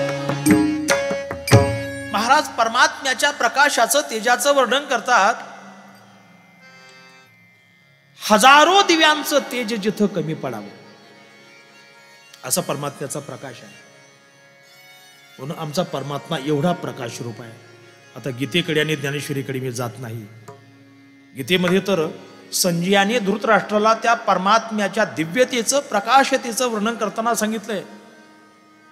दिवी सूर्य सहस्रस्य भवेद्युगपदुत्थिता यदि भासदृशी सा स्यात् भासस्तस्य महात्मनः. धनुर्मानाचं खूप सुंदर विवेचन आहे. ती अंगप्रभेचा देवा नवलाव कायसी ऐसा सांगावा, जैसा एकीची ठाई मेळावा द्वादशादित्यांचा कीची. तैसे ते दिव्य सूर्य सहस्रवरी उदयजतिका एकीची अवसरी परी तया तेजाची थुरी उपमू नये. अघवी या विजूंचा मेळावा कीजे आणि प्रळयाग्नीची सर्व सामग्री मिळविजे. देवीची दशकही मिळविजी महातेजाचा. ते अंगप्रभेची नि पाडे हे तेज काय होईल थोकडे परी तया ऐशे चोखडी त्रिशुद्धी नोही. ऐसे महात्मया श्रीहरीचे सहज फाक तसे सर्वांगीचे तेज ती मुनिकृपा जी मज दृश्य झाले. आमचा परमात्मा एवढा प्रकाशमान आहे. आमचा परमात्मा आनंद रूप आहे. आमचा परमात्मा कसा आहे? आनंद रूप आहे. तो परमात्मा प्राप्त झाल्यानंतर महाराज वर्णन करतात, आता आमच्या मागे आणि पुढे केवळ आनंद कोंदलेला आहे. सुखाचे व्यवहारी सुख लाभ झाला, आनंद कोंदला मागे पुढे. याचा अर्थ आहे परमात्मा सद्रूप आहे, परमात्मा चिद्रूप आहे, परमात्मा आनंद रूप आहे, परमात्मा एक आहे, परमात्मा नित्य आहे, परमात्मा विभू आहे. विभू शब्दाचा अर्थ सर्व व्यापक असा अर्थ आहे. एकंदरीत आमचा परमात्मा अशा स्वरूपाचा आहे. हे गाथेतील तुकोबारायांचं तत्वज्ञान आहे. आता मी थोडंसं विषयाचा संक्षेप करतो, कारण विस्तार जर केला तर आपला पुढच्या प्रकरणाकडे वळता येणार नाहीये. एकंदरीत तुकोबारायांनी आपल्या गाथेतून उपदेशही केला, तत्वज्ञानही मांडलं आणि परवा सांगितल्याप्रमाणे भगवान श्री पांडुरंग आणि नामदेव महाराज यांची आज्ञा उत्तम रीतीने परिपालन केले. सांगितले काम करावे कवित्व आज्ञा दिली होती. आणि मला असं वाटतं की आपण खूप मोठे भाग्यवान आहोत की आज आपल्या हातामध्ये ज्ञानेश्वरी गाथेसारखे ग्रंथ संपदा आहे. मी तर असं सांगेल, प्रासादिक आणि पारंपरिक पद्धतीने जर या ग्रंथाचं अध्ययन आपण केलं तर कुठलं शास्त्र शिकण्याची गरज नाही महाराज. शास्त्र या ग्रंथामध्ये आले असं विधान मी करणार नाही. हे ग्रंथ शास्त्राच्याही पलीकडे गेलेले आहे. म्हणून एवढे सर्वश्रेष्ठ ग्रंथ आहेत हे आपल्याला मिळाले, हे आपलं खरोखरच भाग्य आहे. पुढे हा उपदेश करत असताना, कीर्तन करत असताना तुकोबारायांना अनेक प्रकारचे शिष्य मिळाले. त्यांचा शिष्य संप्रदाय जर पाहिला तर महाराजांनी जरी असं म्हटलं की गुरुने करू नये शिष्य वगैरे वगैरे, तरी पण तुकोबारायांना अनेक प्रकारचे निष्ठावंत भक्त मिळाले की जे आज 14 टाळकऱ्याच्या रूपाने आपल्या समोर विद्यमान आहेत. आता त्यावेळी 14च होते असं नाहीये, जास्तही असतील, परंतु ज्यांनी आपलं जीवन तुकोबारायांना वाहिलं असे त्यातले 14 मुख्य आहेत. मला वाटतं आपल्या चिखलीचे एक टाळकरी आहेत, इथले आहेत, देहूचे आहेत, येलवाडीचे आहेत, सुदुमऱ्याचे आहेत, तळेगावचे आहेत, पुण्याचे आहेत, लोहगावचे जास्त आहेत, म्हणतात 4 का काहीतरी लोहगावचे आहेत. असे सर्व टाळकरी त्यांना मिळाले. आणि महाराजांनी त्या काळामध्ये हरिभजने हे धवळिले जग चुकविला लाग कडी काळाचा हा सिद्धांत जवळजवळ सिद्धच करून दाखवला. बराचसा काल लोटल्यानंतर महाराजांना असं वाटलं की आता आपलं कार्य झालेलं आहे. जी सुजाण माणसं असतात, जाणकार लोक असतात, त्यांना पत्र पाठवायची गरज नाहीये, ते अगोदर आपल्या तयारी लागतात. जसं ज्ञानोबराय नामदेव महाराज आदी संतांनी तीर्थयात्रा करून आल्यानंतर पंढरपूरला कार्तिकी शुद्ध एकादशीच्या दरम्यान पांडुरंग परमात्म्याची भेट घेतली आणि देवाला सांगितलं, देवा म्हटले आता समाधी घ्यावीशी वाटते. नामदेव महाराज जवळच उभे होते. नामा उभा असे सन्मुख, ऐकता खेद थोर दुःख, म्हणे ज्ञानांजन महासुख समाधी मागत असे. नामदेव महाराजांचं सांत्वन केलं आणि ज्ञानोबरायांच्या इच्छेनुसार पांडुरंग परमात्म्याने सांगितलं की ठीक आहे ज्ञानोबराय, तुम्ही म्हणताय आपण कार्तिक वद्य एकादशीच्या वेळी आळंदीला समाधीची योजना करू. किती दूरदर्शी विचार आहे. वयाच्या 21-22व्या वर्षी समाधी घेण्याचा विचार येणं ही सामान्य गोष्ट नाहीये. तसं तुकोबरायांना जेव्हा असं जाण झाली की आता बस आपलं कार्य संपलेलं आहे, आता नको इथं या लोकांमध्ये थांबायला, त्यावेळी महाराजांचं वय अवघं 41 वर्षाचं होतं. परंतु तिथं ज्ञानोबरायांनी जसं पांडुरंग परमात्म्याला समोर जाऊन ही गोष्ट निवेदित केली, तसं तुकोबरायांनी पांडुरंग परमात्म्याला निरोप दिला. तुम्ही सनकादिक संत, तुम्ही सनकादिक संत, तुम्ही संकादिक संत, तुम्ही संकादिक संत, तुम्ही सनकादिक संत, तुम्ही सनकादिक संत, तुम्ही सनकादिक संत, तुम्ही सनकादिक संत. ए म्हणविता कृपावंत, म्हणविता कृपावंत, एवढा करा उपकार, एवढा करा उपकार. म्हणविता कृपावंत, हे म्हणविता कृपावंत, एवढा करा उपकार, एवढा करा उपकार, एवढा करा उपकार. हे सांगा देवा नमस्कार, सांगा देवा नमस्कार, एवढा करा उपकार, एवढा करा उपकार, एवढा करा उपकार. सांगा देवा नमस्कार, सांगा देवा नमस्कार, एवढा करा उपकार, एवढा करा उपकार, एवढा करा उपकार. माझी भाकावी करुणा विनवा पंढरीचा राणा, तुका म्हणे मज आठवा मूळ लवकरी पाठवा. सनकादिक संत जे नित्य भगवत सेवेमध्ये रत आहेत, ब्रह्मदेवाचे 4 मानसपुत्र, श्रीमद भागवतामध्ये खूप मोठी कथा आहे. हरिशरणम, श्री हरिशरणम या मंत्राचा उपयोग करत जे नेहमी त्रिलोक्यामध्ये विचरण करणारे आहेत, त्यांच्याजवळ निरोप दिला महाराजांनी. आपण कृपावंत म्हणवताना मग एवढा उपकार करा. सांगा देवा नमस्कार, देवाला नमस्कार सांगा. आणि आता जास्त वेळ नाही, मूळ लवकरी पाठवा, आम्हाला मूळ लवकर पाठवा. मूळ शब्दाचा अर्थ माहिती ना, झाडाचं मूळ नाही बरं का. पूर्वी एखाद्या सासूरवाशिनीला जेव्हा माहेराहून एखादं न्यायला यायचं तेव्हा त्याला मूळ आला असं म्हणायचे. मूळ आला नेण्यासाठी. तसं महाराजांच्या दृष्टीने भगवत स्थान हे माहेरच आहे.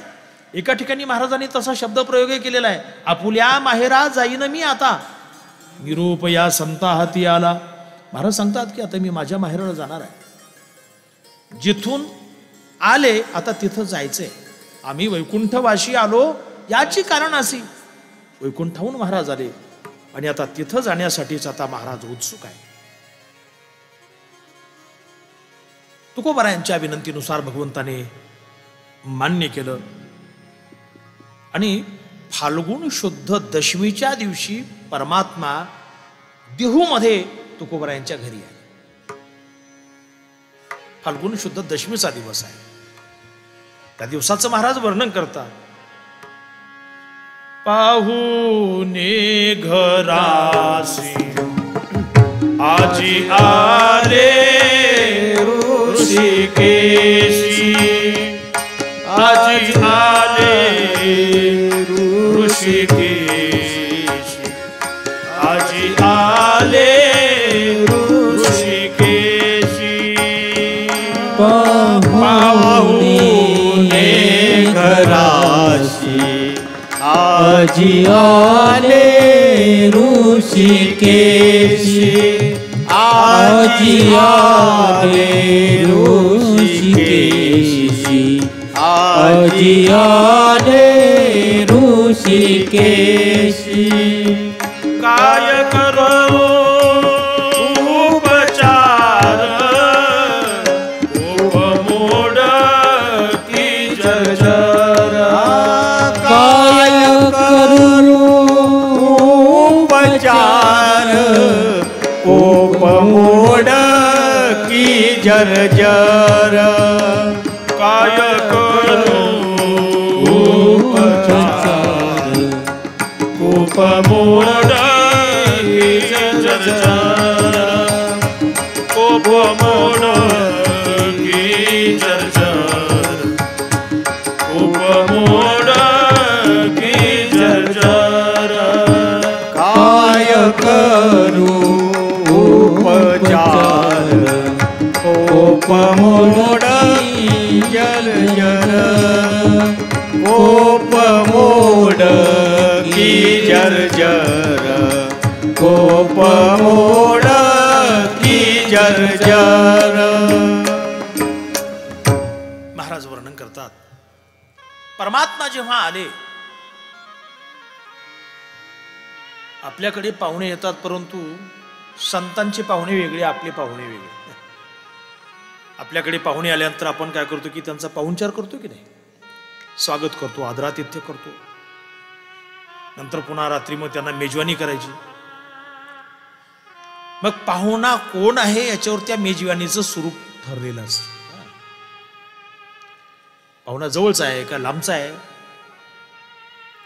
लांबचा असेल तर मग तसं त्या पद्धतीने जेवण भाजी भाकरी करून वाटं लावायचं नाही का.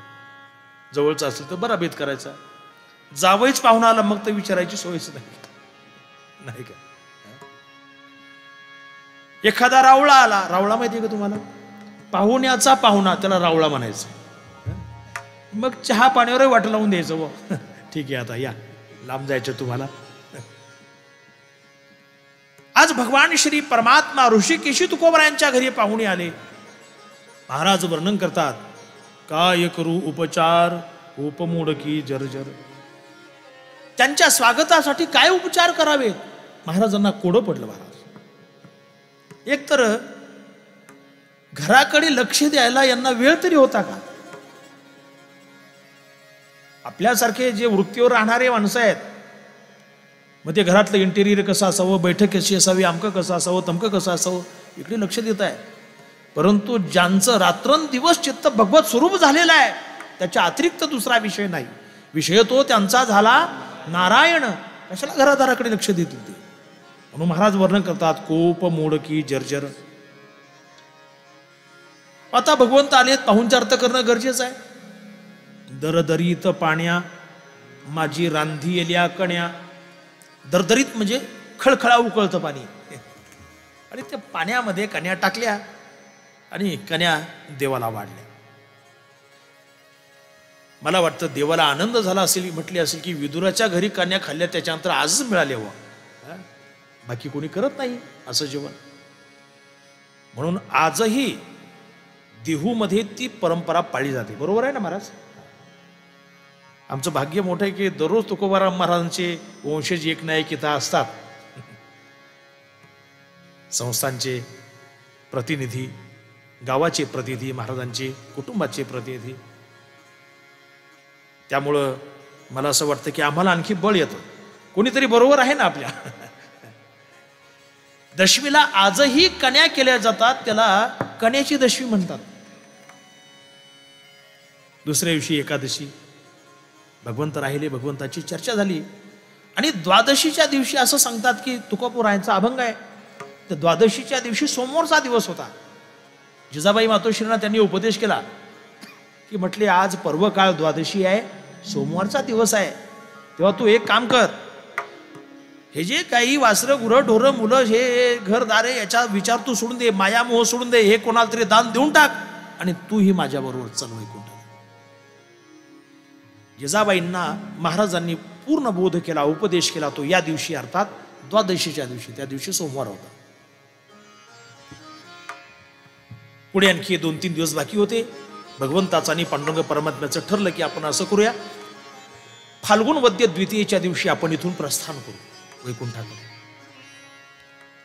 तुकोबारायांनी आपल्या जवळील जे काही शिष्यमंडळ होते, कान्होबाराया होते, संताजी महाराज जगनाडे होते, गंगाधर पंत मवाळ होते, या लोकांना सांगितलं की आता आम्हाला बीजेच्या दिवशी जायचं ठरलेलं आहे आमचं. हा म्हणता ही वार्ता सर्व देशोदिशी पसरली. अनेक तुकोबारायांचे जे शिष्य होते, भक्त मंडळी होते, ते सर्व आपापल्या गावातील भजनी मंडळाच्या माध्यमातून दिंड्या टाळ घेऊन आले. तोपर्यंत मात्र या 4-5 दिवसामध्ये तुकोबारायांचा आणि परमात्म्याचा नित्य संवाद. आता देव आणि भक्त एकत्रित आल्यानंतर ते म्हणतील का पीक पाणी कसं आहे ना, जर थंडीत जास्त वाटते, गरमच जास्त होते, अशा गप्पा होतील का? तुका म्हणे करू मनाशी संवाद. आणि तो संवाद सुद्धा मला तर असं वाटतं द्वितीयत्व रहित संवाद, त्यालाच खऱ्या अर्थाने आत्मसंवाद म्हणायचं. ज्ञानोबराय चांगदेव 65 मध्ये चांगदेवाला उपदेश करताना सांगतात की बाबा चांगदेवा, मज तुझ आपण याचा बोल ऐके. अरे मी आणि तू, आपण जे हा संवाद करत आहोत ना, हा माझा आणि तुझा नाही, हा आपण याचा बोल आहे. तसं जगद्गुरु तुकोबाराय आणि परमात्मा जेव्हा एकत्र बसले असतील, जेव्हा त्यांचा संवाद चाललेला असेल, तो संवाद सुद्धा अद्वैतातला आत्मसंवाद. लोकांना जशी जशी माहिती मिळाली, लोक देहूच्या दिशेने आले. पण एक गोष्ट निश्चित, परमात्मा फक्त तुकोबारायांना दिसत होते, बाकीच्यांना दिसत नव्हते. ही एक विशेषता आहे. फाल्गुन शुद्ध प्रतिपदेच्या दिवशी रात्री तुकोबारायांनी कीर्तन करायचं ठरवलं आणि कीर्तनाचं आयोजन केलं. कीर्तनामध्ये असा रंग भरला. त्या कीर्तनामध्ये प्रयाण काळाचे जे महाराजांचे अभंग आहेत, ते महाराजांचे अभंग उत्स्फूर्तपणे त्या ठिकाणी त्यावेळी निर्माण झाले. बरेचसे अभंग आहेत. गोटविन लाळ ब्रह्मज्ञाने हाती, मुक्ता आत्मस्थिती सांडवील, ऐका, किंवा संसाराची अंगी अवघीच व्यसनी, आम्ही या कीर्तने शुद्ध झालो, आता ही सोवळी झाली त्रिभुवन, विषमो धुवून सांडिली, ब्रह्मपुरी वास करणे अखंड, न देखीचे तोंड विटाळाचे.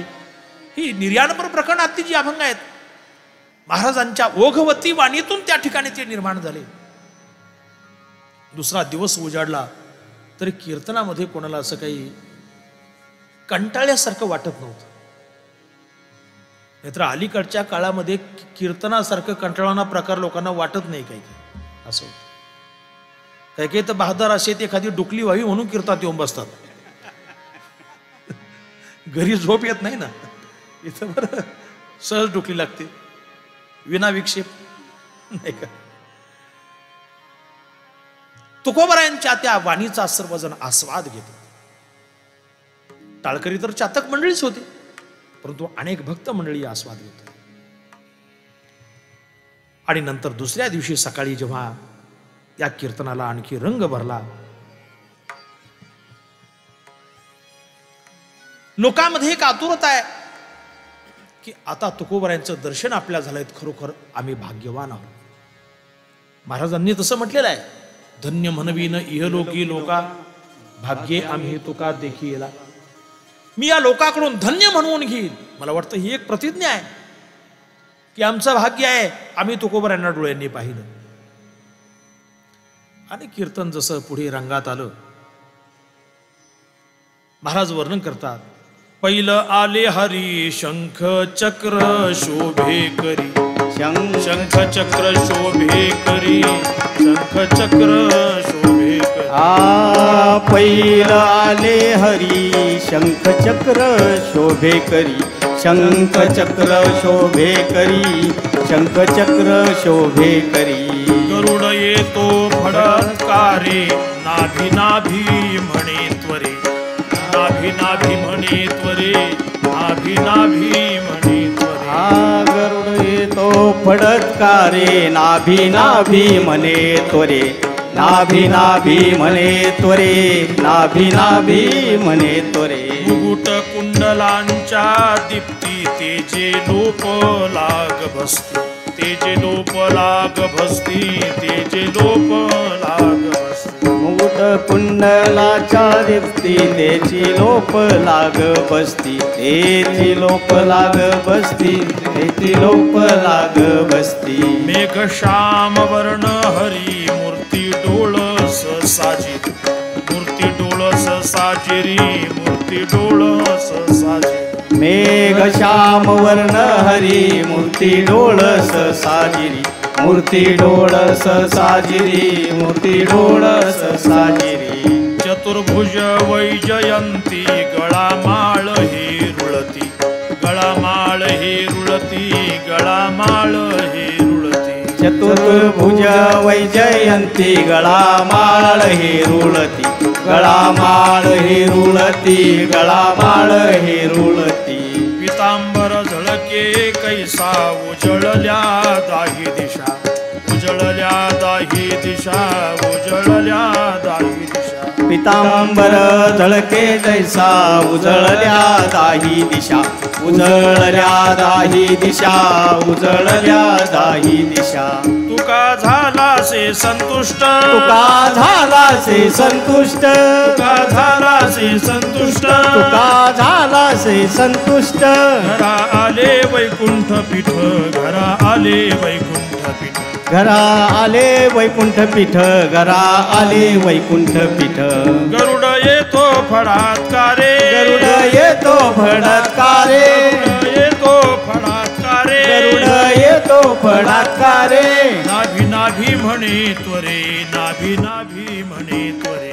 नाभी नाभी म्हणे त्वरे, नाभी नाभी म्हणे त्वरे, नाभी नाभी म्हणे त्वरे, नाभी नाभी म्हणे त्वरे. तुकोबरायांना इंद्रायणी नदीच्या पलीकडे भगवंत गरुडावर आरूढ होऊन येताना दिसले. पहिला आले हरी शंख चक्र शोभे करी, गरुडावर बसले. गरुडाच्या फडत्काराने हे का भगवंताने सगळं नाभी नाभी म्हणे त्वरे, भिवू नका, घाबरू नका, अभय दान आपल्या भक्ताला दिलेलं आहे. भगवंताचं वर्णन तुकोबरायांनी केलं. मुकुट कुंडलांच्या दीप्ती तेजे लोपला गभस्ती. भगवंताचं जे काही मुकुट कुंडल आहेत त्याच्या ज्योती समोर गभस्ती म्हणजे सूर्य सुद्धा लुप्त झाला, एवढं भगवंताचं तेज होत. मेघ श्याम वर्ण अशी हरी, ज्यांची डोळस अशी मूर्ती तुकोबरायांना दिसली. भगवंताच्या वैजयंतीचं, भगवंताच्या पितांबराचं सर्व काही वर्णन या अभंगामध्ये महाराजांनी केलं आणि सर्वांना सांगितलं की बाबांनो आता आम्ही निघतो. आता तेव्हा लोक आले, म्हटले बाबा आम्हाला आशीर्वाद द्या ना, मग जा, काय हरकत नाही. तेव्हा महाराजांनी सांगितलं की कर्मधर्म तुम्हा असावे कल्याण, घ्या माझे वचन आशीर्वाद. तुमचं कर्म आणि तुमचा धर्म या अनुरूप तुमचं कल्याण हो, हा माझा आशीर्वाद तुम्हाला. जेव्हा जिजाबाई मातोश्री आल्या, तुकोबराय विमानावर आरूढ झालेली आणि तुकोबरायांनी विचारलं, म्हटलं यायचं का? मी निघालेलो आहे वैकुंठाला. जिजाबाईंनी सांगितले, परत किती दिवस लागतील बरं यायला? ते म्हटले, आता येण्याचा प्रश्न नाहीये. आता यद गत्वा न निवर्तन्ते तत् मम परमम धामम. शेवटी जिजाबाईंना प्रापंचिक मोहामुळे जाता आलं नाही असं सांगतात. आणि तुकोबराय सर्वांना विचारून तिथून निघाले. त्याचं वर्णन महाराज करतात. आम्ही जातो तुम्ही कृपा असू द्यावी. आम्ही जातो तुम्ही कृपा असू द्यावी. आम्ही जातो तुम्ही कृपा असू द्यावी. आम्ही जातो तुम्ही कृपा असू द्यावी. सकळा सांगावी विनंती माझी. सकळा सांगावी विनंती माझी. सकळा सांगावी विनंती माझी. सकळा सांगावी विनंती माझी. वाढ वेळ झाला उभा पांडुरंग. वाढ वेळ झाला उभा पांडुरंग. वाढ वेळ झाला उभा पांडुरंग. वाढ वेळ झाला उभा पांडुरंग. वैकुंठा श्रीरंग बोलावितो. वैकुंठा श्रीरंग बोलावितो. वैकुंठा श्रीरंग बोलावितो. वैकुंठा श्रीरंग बोलावितो. अंतकाळी विठो आमाशी पावला. अंतकाळी विठो आमाशी पावला.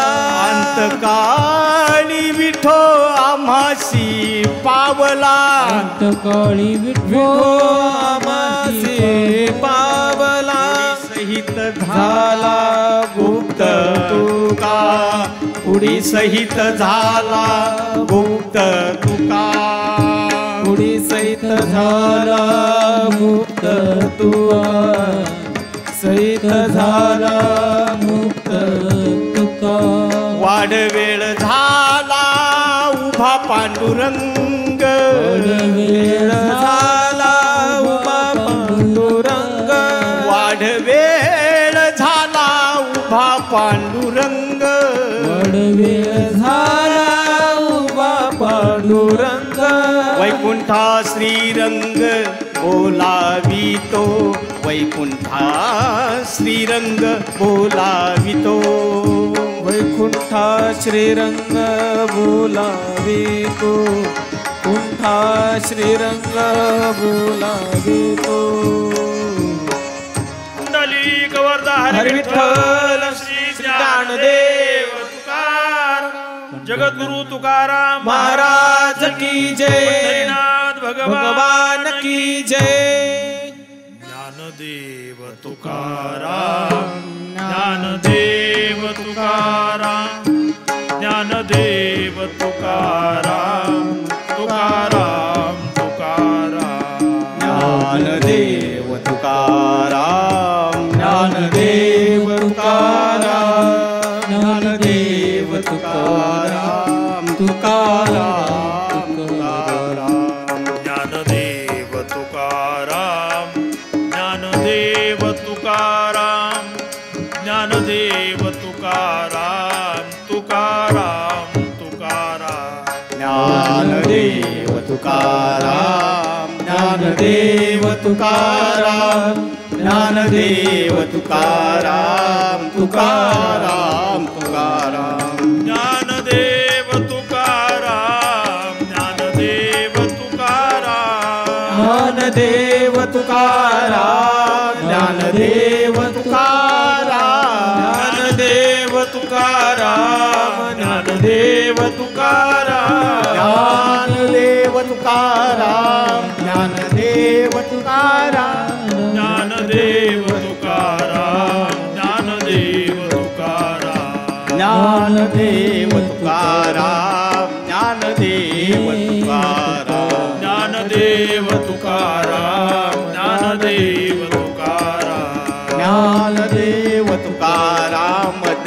ज्ञानदेव तुकाराम ज्ञानदेव तुकाराम ज्ञानदेव तुकाराम ज्ञानदेव तुकाराम तुकाराम तुकाराम ज्ञानदेव तुकाराम ज्ञानदेव तुकाराम ज्ञानदेव तुकाराम तुकाराम तुकाराम ज्ञानदेव तुकाराम ज्ञानदेव तुकाराम ज्ञानदेव तुकाराम तुकाराम तुकाराम ज्ञानदेव तुकाराम ज्ञानदेव तुकाराम ज्ञानदेव तुकाराम तुकाराम तुकाराम ज्ञानदेव तुकाराम ज्ञानदेव तुकाराम ज्ञानदेव तुकाराम तुकाराम तुकाराम ज्ञानदेव तुकाराम ज्ञानदेव तुकाराम ज्ञानदेव तुकाराम तुकाराम तुकाराम ज्ञानदेव तुकाराम ज्ञानदेव तुकाराम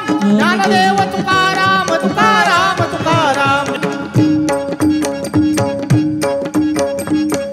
जगद्गुरु तुकाराम महाराज की जय. पंढरीनाथ भगवान की जय. ज्या दिवशी जगद्गुरु तुकोबराय वैकुंठाला गेले शके 1571 फाल्गुन वद्य द्वितीया शनिवार या दिवशी महाराजांनी मध्यान्नाच्या सुमारास वैकुंठाला प्रस्थान केलं. इंग्रजी तारखेप्रमाणे तो दिवस जो होता तो 9 मार्च इसवी सन 1650 अशी ती तारीख होती. आज 375 वर्षे या घटनेला झालेली आहेत. अर्थात त्रिशतकोत्तर अमृत महोत्सवाचा हा कार्यक्रम वारकरी संप्रदायाच्या वतीने संपूर्ण महाराष्ट्रभर साजरा केला जातोय. त्यातल्या त्यात आपल्या या चिखली स्थित जगद्गुरु श्री संत तुकाराम महाराज संतपीठाच्या वतीने आणि स्कूल अँड ज्युनियर कॉलेज यांच्या वतीने हा कार्यक्रम या ठिकाणी साजरा होतो. ही अतिशय आनंदाची गोष्ट आहे. या संतपीठाची भूमिका सर्वांना ज्ञातच आहे. उलट कदाचित सांगणारच मी नवीन असू शकेल असं असेल. आपल्या सर्वांची परिचयाचे हरिभक्तपरायण राजू महाराज ढोरे, त्यानंतर त्यांची आणखी काही सहकारी, या सर्वांनी ही उभारणी करण्याचा निर्णय घेतला आणि सर्वच स्तरावर शासकीय पातळीवर, गावामध्ये, इतरत्र सर्वच पातळीवर पाठपुरावा करून त्यांनी हा उपक्रम या ठिकाणी आपल्या समोर उभा केलेला आहे. मला असं वाटतं त्यांनी स्वतःला यासाठी झुकून दिलं आणि हे कार्य करण्यासाठी उमेद त्यांनी त्या ठिकाणी बांधली. त्याचा परिणाम असा झाला की वारकरी संप्रदायाच्या अंगभूत असणारं हे एक विद्यालय इथं उभं राहिलं, ज्याच्यामध्ये शैक्षणिक अभ्यासक्रम तर केला जातो परंतु त्याबरोबर संत वाङ्मयाचं सुद्धा या ठिकाणी प्रशिक्षण दिलं जातंय. ही अतिशय आनंदाची गोष्ट आहे. त्यांच्या सहयोगाने संपन्न झालेली ही जी सेवा आहे, मी जगद्गुरु तुकोबरायांच्या चरणी, पांडुरंग परमात्म्याच्या चरणी आणि ज्ञानोबरायांच्या चरणी समर्पित करतो. शिवेला विराम देण्यापूर्वी एक छोटीशी पुन्हा सूचना. मी काल सांगितलं होतं की या ठिकाणी आमचे हरिपाठाचे पुस्तक आहेत.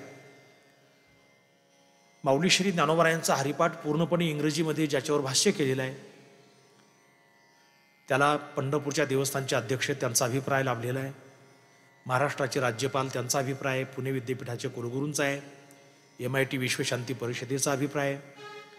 त्यानंतर वारकरी शिक्षण संस्थेचा आहे आणि ज्ञानोबराय संस्थान कमिटी आळंदीचा अभिप्राय आहे. असे मोजके 4-5 अभिप्राय आहेत. त्याच्यामध्ये प्रस्तावना आहे आणि प्रत्येक अभंगाचं अतिशय चिकित्सक विवरण त्याच्यामध्ये केलेलं आहे. मी या ठिकाणी ही गोष्ट स्वाभिमानाने सांगेल, कोणाचं तरी पाहून केलं नाही. ज्ञानोबरायांनी आम्हाला जी बुद्धी दिली, जे आम्हाला लिहिताना प्रामाणिक वाटलं, त्या पद्धतीने आम्ही त्या ग्रंथाची निर्मिती केली. ते असं कुठला हरिपाठ पाहिला आणि त्याचं भाषांतर केलं असं नाही. त्यामुळे ते वाचताना त्याचे संबंध, त्याचा अर्थ ते तुमच्या ताबडतोब लक्षात येईल. इथं इंग्रजी माध्यमामध्ये शिकणारे विद्यार्थी आहेत, मला असं वाटतं सर्वांनी ते पुस्तक संग्रही ठेवावं. आणि जे काही इतर भाषिक लोक आहेत की ज्यांना मराठी येतच नाही, अशा लोकांना असे पुस्तकं सप्रेमेट द्या, म्हणजे वारकरी संप्रदाय काय त्याचं तत्वज्ञान काय या ग्रंथाच्या माध्यमातून कळेल.